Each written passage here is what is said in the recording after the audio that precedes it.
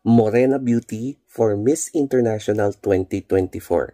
Ano kaya ang maging kapalaran ng Pilipinas sa upcoming Miss International ngayong taon? Will it be another winner o kaya placement lang for the Philippines? Ito nga pala yung compiled OOTD ni Angelica Lopez for Miss International since day 1 hanggang sa day 8. So biruin mo, 8 days na pala siya na nasa Japan representing the Philippines.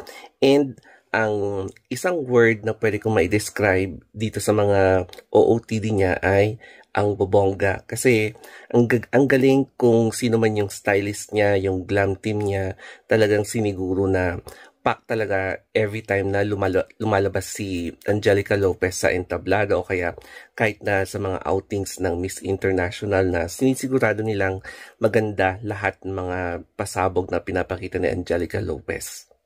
2015